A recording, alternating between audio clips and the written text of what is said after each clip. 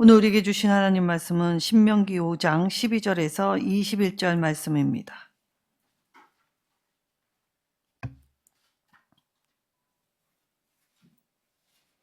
신명기 5장 12절에서 21절 말씀, 구약성경 269쪽입니다.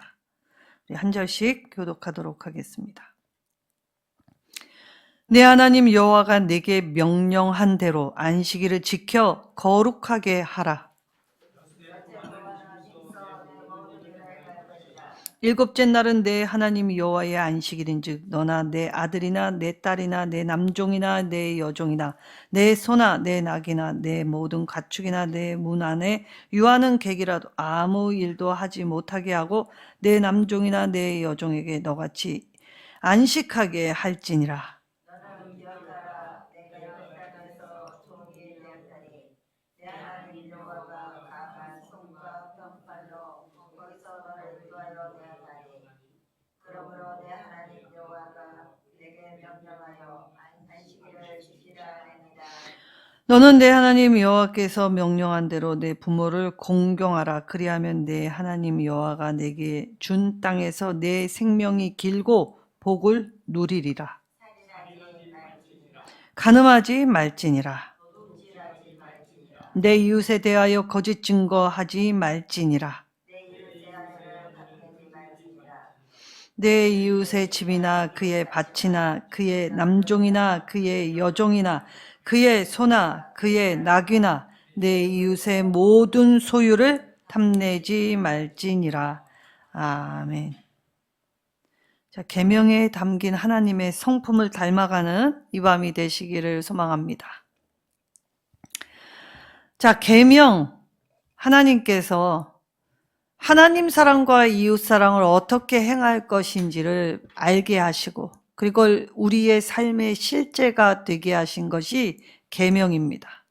특별히 이 율법의 토대가 되는 10계명, 10가지 계명, 그것을 통하여서 이제 하나님이 우리에게 주신 하나님 마음, 하나님 뜻을 바르게 알아서 하나님께 참되게 예배하는 자로서의 이 땅의 삶을 살아가야겠지요.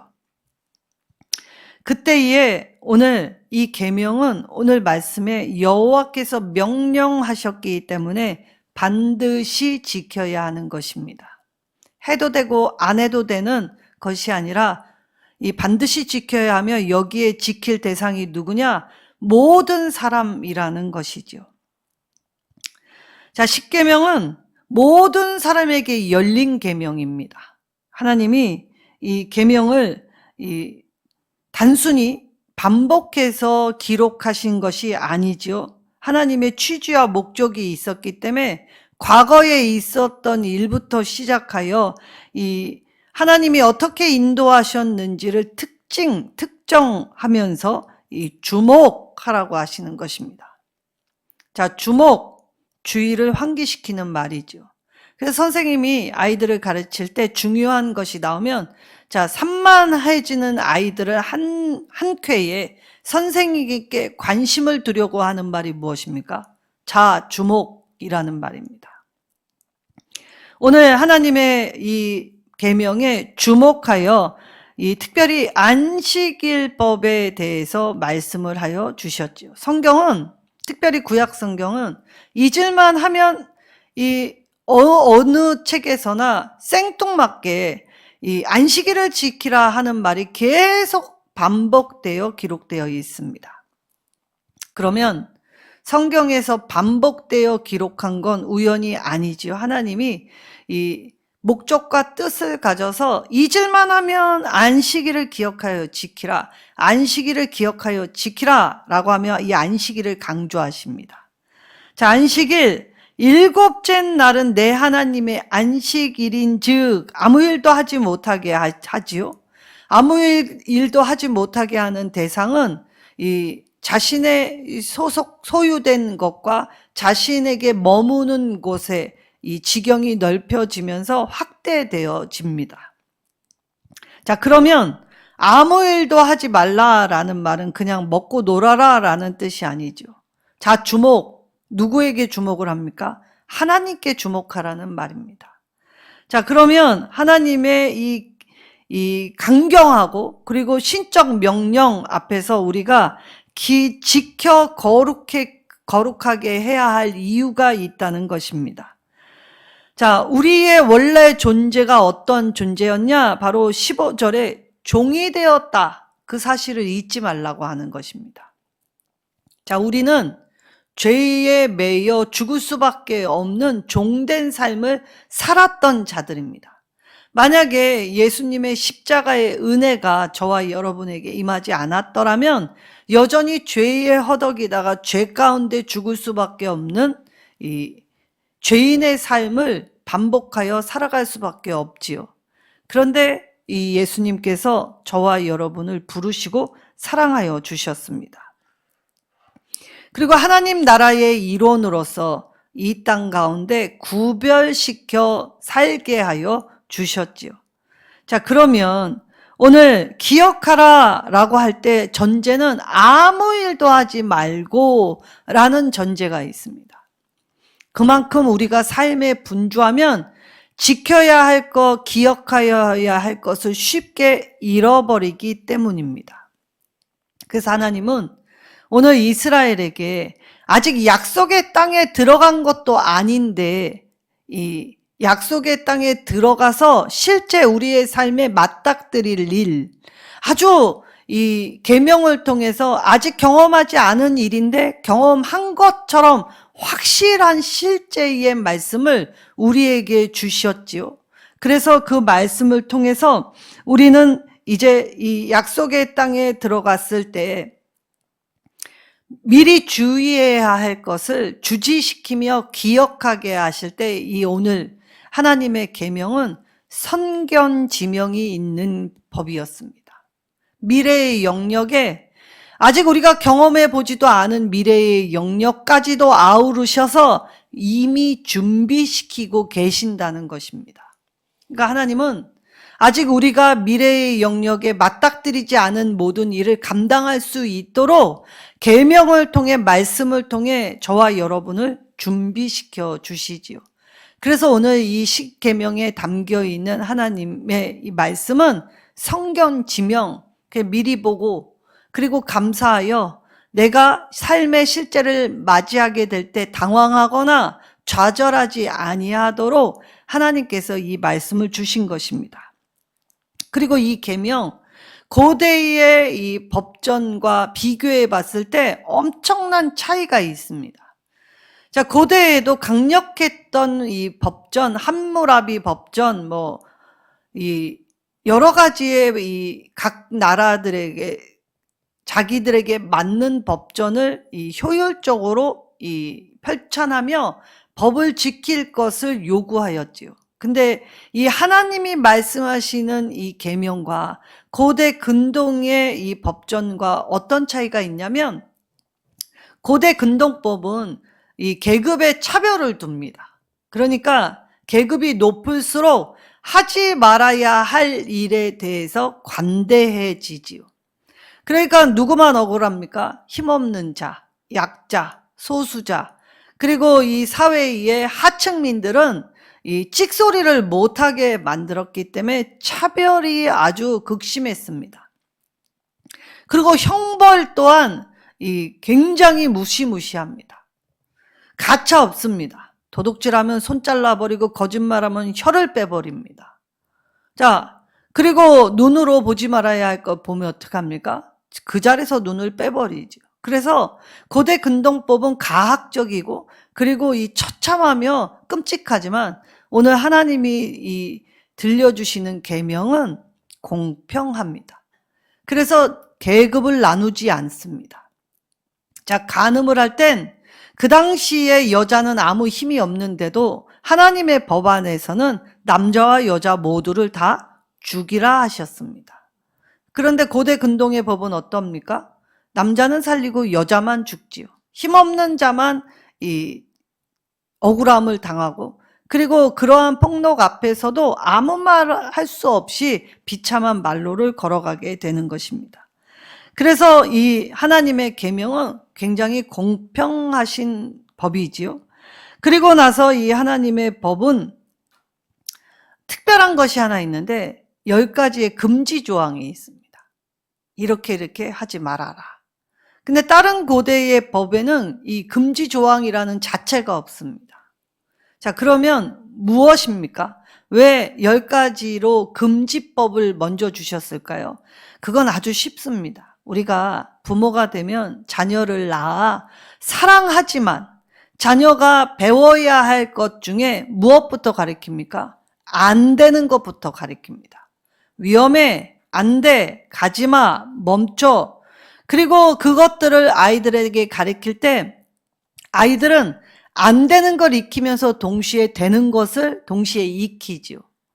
그러니까 하나님은 이 10가지의 금지 조항을 통해 비록 이 하지 말아라 라고 했지만 동시에 해야 될 무궁한 일들을 배우게 하셨다는 것입니다. 그래서 하지 말아야 할 것을 통해서 더 진취적으로 더 이 용기 있게 살아갈 수 있는 삶이 되게 하기 위하여 하나님께서는 이 10가지의 금지 조항으로 이 이스라엘 백성들에게 정체성을 심어 주시지요.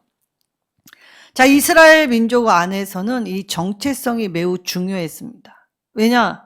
이 유리방황했던, 그리고 이 나라 저 나라로 이렇게 소수 약자로 살던 사람들이 정체성이 없다면 약속의 땅에 들어가서 온갖 것을 다 누린다 하여도 쉽게 부패되고, 그리고 사실 이 자신들이 가진 힘만으로는 강대국 사이에 끼어서 제대로 살아갈 수 없게 되지요. 그래서 하나님의 이 계명을 통해서 담긴 것은, 자, 우리의 삶에서 이 정체성 확립, 나는 누구인가, 나는 어떻게 살아야 하는가를 배우게 하시고, 그 다음에 두 번째는 그러한 모습을 통해 이 세상에 나아갔을 때의 세상과 타협한 자가 아니라 세상의 하나님의 백성으로서의 모습을 담대하게 용기 있게 보여주게 하시기 위함이었지요. 그래서 이 계명에 담겨 있는 것은 우리가 반드시 지켜야 하는 법입니다.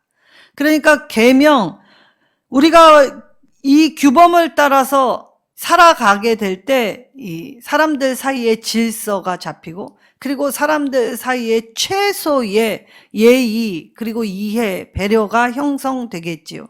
아주 기본적인 단위라는 것입니다. 그런데 내용을 보면 어떠합니까?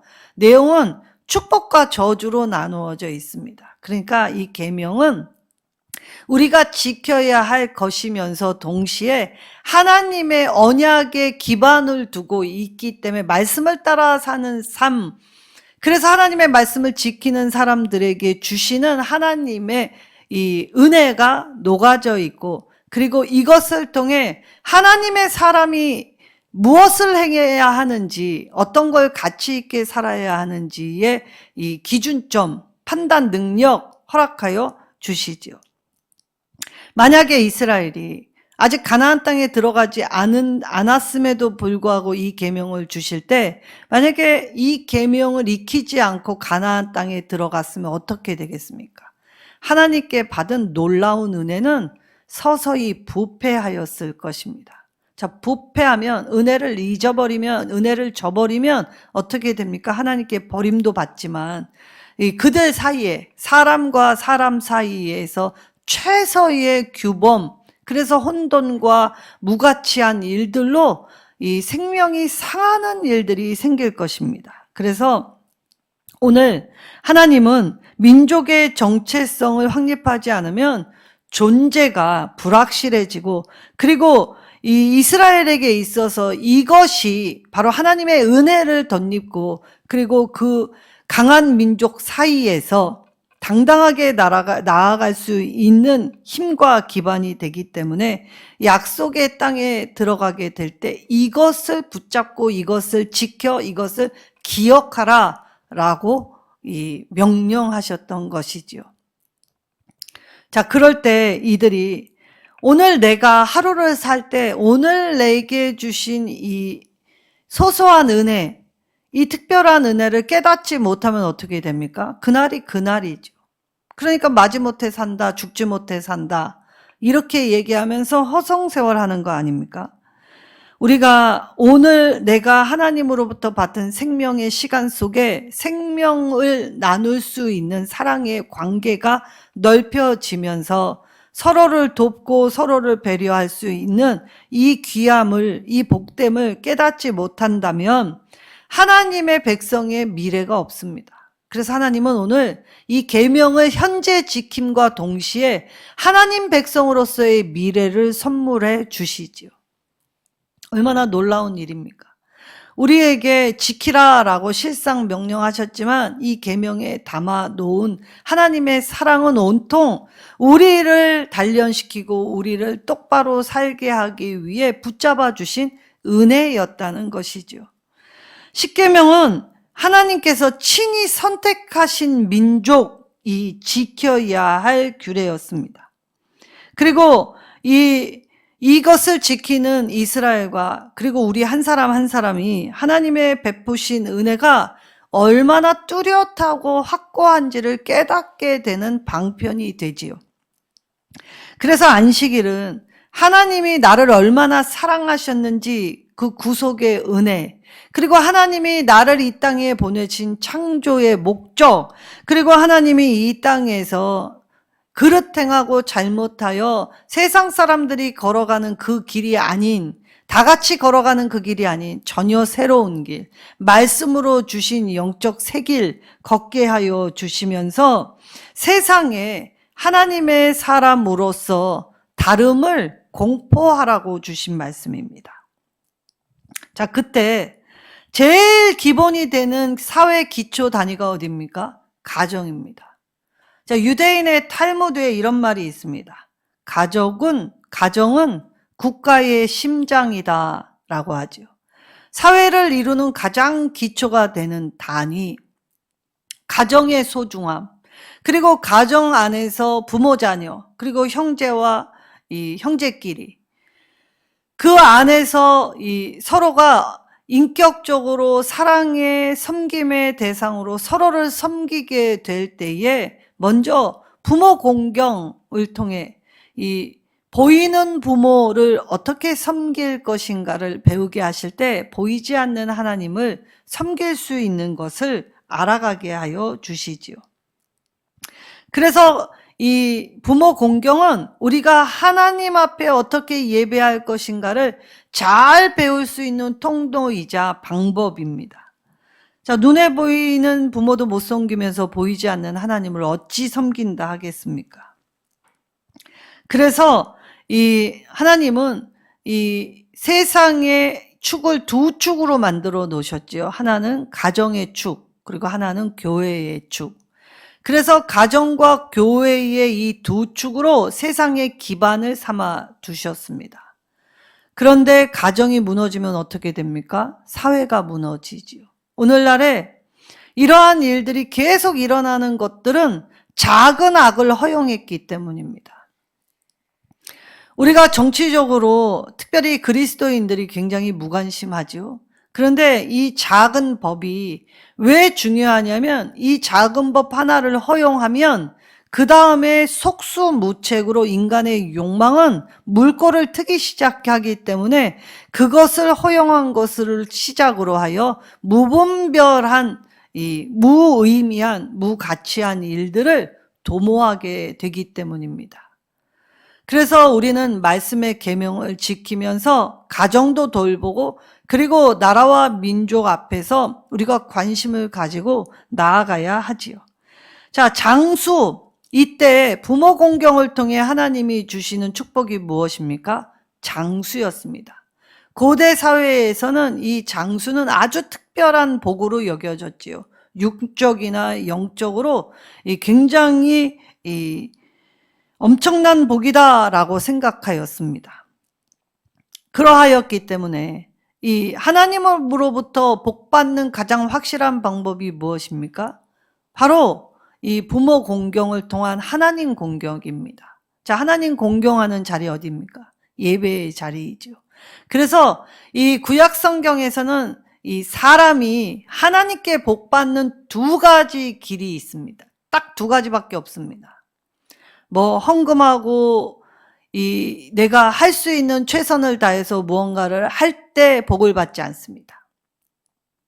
말씀에 정확하게 규정해 놓으셨습니다. 첫째는 하나님의 형상의 복을 담아 두셨습니다. 그러니까 우리가 하나님의 이 십계명을 통해 하나님의 성품을 닮아가려고 애쓸 때 그때 복이 임합니다.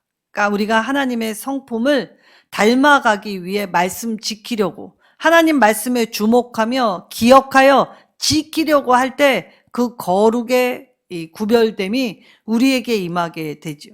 그래서 복 받으시려면 하나님의 성품을 내 안에 회복하면 됩니다. 자, 심리학자들, 특별히 인지심리학자들은 타고난 성격은 못 고친다고 하지요.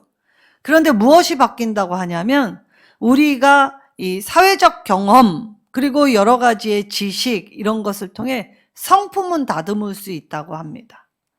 타고난 성격은 못 고쳐도 우리가 이 성품을 다듬어서 얼마든지 변화한 모습으로 갈 수 있다는 것이죠.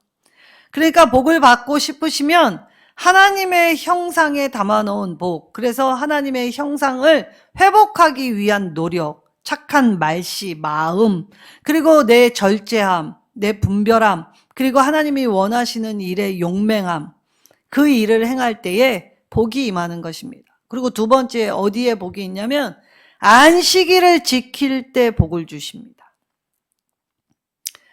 하나님의 안식일을 왜 지키라 하셨냐면 물론 정체성 확립을 위해 주시기도 했지만 궁극적으로는 이 일을 통해 하나님이 주시려고 작정한 복을 우리에게 다 쏟아부어 주시려는 하나님의 큰 뜻이 있지요.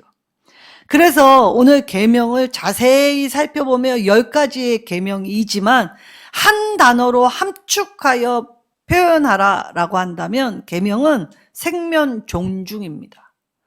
하나님은 생명을 사랑하셨습니다. 그리고 생명을 존중하셨지요. 자, 이 생명 존중, 사람에 대한 하나님의 사랑을 나타내는 데까지 나아가야 하지요. 자, 예수님은 우리 마음의 분노, 화, 그리고 우리가 이 마음속으로 누군가를 미워하고 죽이는 간접 살인 이것이 다 살인죄라고 하셨습니다. 자, 그리고 도둑질하지 말라, 간음하지 말라, 이런 거짓 증거하지 말라라는 뜻 안에는 자, 남의 것을 불법적으로나 그리고 비윤리적으로 잘못된 방법을 들어 내 것을 삼으려고 하는 일체의 행위들. 우리 안에 이러한 일들 참 많습니다. 자, 실제라고 하지만 우리가 누군가에게 전해 들은 말을 수군수군하며 진짜인 것처럼 내가 본 것처럼 전달할 때 많지 않습니까? 그리고 내가 의도치는 않았지만 누군가에게 나의 잘못된 말 한마디로 나의 잘못된 행위 하나로 누군가의 삶을 완전히 실족시킬 수 있다는 것이죠. 그래서 우리가 비윤리적 눈 한번 질끈 감고 나만 그래 저도 그러면서 그리고 뭐 나만 특별하다고 그래서 세상이 깨끗해져? 라고 적당한 타협하는 것 다 도둑질하는 것이다 라고 하는 것입니다. 그리고 두 번째, 남의 것인데 아까워서 주기 싫어서 잃어버렸다 거짓말하거나 없어졌다 나 모르겠다 그렇게 회피하는 모든 것 다 도둑질이라고 하십니다. 근데 더 중요한 것이 있죠. 자기 것을 개발하지 않는 것도 도둑질이라 하십니다. 자, 생명, 하나님이 저와 여러분을 이 땅에 보내신 건 아주 특별한 한 사람 한 사람에게 부여된 하나님의 사명, 꿈, 하나님이 뜻하신 바가 있다는 것이지요. 그런데 나라는 존재가 늘 하나님 앞에 겸손이 아닌 자포자기, 내가 해서 뭘 되겠어? 내 힘으로 뭘 바꿀 수나 있겠어? 좌절하며 하게 될 때. 그래서 하나님이 내게 주신 은사, 달란트, 재능을 아예 묻어버리고 사용하지 않는 것입니다. 세상은 1등만 기억하는 더러운 세상이기 때문에 노력조차 하지 않지요. 아무것도 하려고 들지 않습니다. 하나님은 이것도 도둑질이다 라고 말씀하십니다. 저와 여러분이 내가 뭘 잘하는지 도대체 모르겠다라고 한다면 주신 시간, 생명 안에서 그걸 찾아내야 하는 것입니다. 그래서 그것을 강화하고 그것을 개발하고 그것을 가지고 남을 돕는 데까지 나아갈 때 쓰라고 하나님이 저와 여러분에게 한 사람 한 사람에게 특질, 한 사람 한 사람 안에 다 담겨놓은 하나님의 특질이 있다는 것이죠. 자, 그리고 나서 하나님이 오늘 이 생명 존중을 통할 때 사실 우리가 남을 대할 때 익숙하지 않은 불편함이 얼마나 많은지 모릅니다. 자, 우리는 나쁜 마음을 딱히 먹지 않았다라고 하고 또 그것을 행동으로 표현하지 않으면 된다라고 착각하지요. 근데 인간의 연약함이란 우리가 생각만으로 우리가 마음먹은 것만으로 언제든지 내 상황이 바뀌면 그걸 표출할 수 있는 죄악된 속성이 있다는 걸 인정하라는 것입니다. 나는 안 그래가 아니라 나도 어쩌면 그럴 수 있었겠구나 라고 생각하라는 것이죠. 그래서 이 계명을 통해서 사람이나 그의 소유, 마음속에서 탐낼 대상이 아니라 사랑의 대상으로 여겨라 라는 것입니다. 자, 우리가 사람은 믿을 대상 아니라고 하죠. 그러나 우리는 늘 사람을 믿고 실족하여 넘어지고 상처받습니다. 근데 사람은 믿을 대상이 아니라 철저히 섬길 대상임을 오늘 이 계명에 담아두셨다는 것이죠. 그래서 하나님의 사랑을 배워서 이 사람의 연약함, 언제든지 실수할 수 있다라는 그 사람 안에 담겨 있는 이 실제적인 행동으로 이어질 수 있음을 나 자신에게는 조심조심, 나도 그럴 수 있다는 걸 깨닫고 주의하고 조심하고 경계하고 교훈받고 그렇게 살라는 것이죠. 사실 우리가 마음먹은 거 행합니까? 마음먹은 거 행하지 못할 때가 더 많습니다. 그리고 내 감정 하나 내가 조절하지 못합니다. 그러니까 우리가 마음을 다스리는 거 쉽지 않지요. 자, 그럴 때 우리 마음속에 내가 가지고 있는 것보다 남이 가지고 있는 것이 더 부럽다, 더 탐낼 때, 그때에 우리 안에 들어오는 그 작은 마음, 그걸 허용하게 되면 결국 언제 실제적인 행위로 나타나 이 사람들의 질타를 받을지 모른다라는 경계심, 그래서 스스로 주의, 조심 하라고 이 계명을 들려주셨던 것입니다. 그러니까 이 계명을 통해 무엇을 깨달으라는 것입니까? 죄가 오면 아주 작은 건 처음부터 거절하라는 말입니다. 나는 이걸 거절하지 않으면 나라는 사람은 이것을 통해 더 이 악에 물들 수 있는 아주 쉬운 존재라는 걸 깨달으라는 것이죠. 자, 우리는 모두 연약한 존재입니다. 그래서 인간의 연약함을 고려해야 하죠.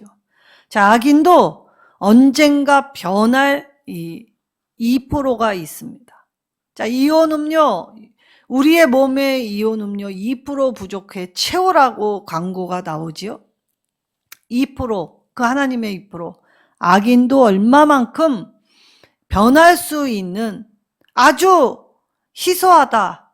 그리고 아주 굉장히 그 확률이 작다 한다 하더라도 그 사람 안에 하나님의 2%가 언제 돌이키실지 모르기 때문에 우리는 쉽게 판단하면 안 됩니다. 그리고 두 번째, 아무리 선한 사람이라고 하더라도 그도 연약한 인간에게 죄 지을 수 있는 틈은 언제든지 열려 있다는 것이죠. 그래서 이 계명을 통해서 사람은 하나님의 말씀에 가르침 받아 섬길 대상으로, 사랑의 대상으로 처음과 십계명의 처음과 마지막을 연결하면서 무엇과 연결시키십니까? 바로 우상숭배와 연결시키십니다. 자, 골로새서 3장 5절에 탐심은 곧 우상숭배다라고 말씀하셨습니다. 1계명과 10계명. 자, 하나님 외에 다른 것에 눈 돌리지 말고 기억도 하지 말고 어떤 말도 듣지 말라라고 하지만 사실 우리는 얼마나 얄팍한 귀를 가지고 있습니까? 그리고 세상 소리에 분주해집니다. 조급해지고, 그리고 세상 소리에 짓눌릴 때가 참 많지요. 그래서 하나님이 이 하나님이 주시는 은혜를 기억하여 살지 않으면 은혜를 주었다 하더라도 순식간에 변질되고 은혜를 저버릴 수 있기 때문에 하나님께 주목하라고 강조하셨던 것이죠. 자, 그리고 마음속에 겉으로는 안 그런 척 했더래요 라고 하지만 우리 마음속에 일어나는 그 것들을 하나님이 아시기 때문에, 그래서 우리 마음속에 일어나는 번민들, 갈등들, 미움들, 그리고 다툼들, 그런 모든 것들을 우리의 연약함이라고 생각한다면 오늘 하나님 앞에 십자가의 의, 나의 죄된 모든 곳에서 돌이키게 하는 십자가의 의, 그리고 나의 어두운 모습을 주님의 말씀의 빛으로 비추어 주실 때 내 상처를, 내 상태를 깨닫게 해주시는 은혜, 하나님의 사랑, 그래서 그 사랑 안에서 이 계명을 통해 하나님의 성품에 참여한 자, 하나님을 닮아가는 자로 우리를 훈련시키시고 우리를 살게 해주셨다는 것이지요. 그래서 계명은 하나님이 우리를 얼마나 사랑하시는지, 그리고 하나님의 사랑을 입은 우리가 하나님의 말씀을 들어 지켜, 그래서 하나님을 날마다 기억할 때 나는 하나님의 나라 백성이고 하나님 나라의 일원으로서 내가 이 땅에서 어떻게 살아가야 할 것인가를 확고한 기준점, 출발점, 그래서 기반이 되게 해 주시기 때문에 우리는 이 계명을 지킴으로써 하나님께 복을 받는, 그래서 하나님의 은혜를 힘입어 세상을 감당하는 자로서 이 땅 속에 우리를 보내셨던 것이죠. 이 땅에 함께 살지만 이 땅의 백성이 아닌 하늘 백성으로 구별해서 거룩한 제사장을 삼으시기 위해 저와 여러분에게 사명을 주시고 삶을 주시고 관계를 허락해 주셨던 것입니다. 오늘 우리의 연약한 것을 하나님 앞에 내어놓고 이 하나님의 이 말씀 안에서 담겨두신 사랑을 깨달을 때에 지금 내 현재 상태에 불만을 가질 것이 아니라 하나님을 필요에 의해서 찾을 것이 아니라 전심으로 하나님 외에는 그 어떤 것도 받아들이지 않고 하나님 앞에 확실함으로 나아가게 될 때 내 안에 하나님으로 가득 차서 하나님과 함께 동행하게 될 때 이 계명 안에 담아 놓으신 하나님의 생명의 약속, 이 언약적 축복을 저와 여러분에게 주시겠다 하시는 것입니다. 우리는 너무나 연약하여서 스스로 할 수 없는 존재입니다. 그러나 하나님이 하시지요. 이 하시는 하나님의 은혜 앞에서 감사하면서 우리 하나님 계명에 담긴 하나님의 성품을 닮아가는 나의 매일매일이 되겠습니다. 결단하시고 고백하시는 저와 여러분 되시기를 예수님의 이름으로 축원합니다.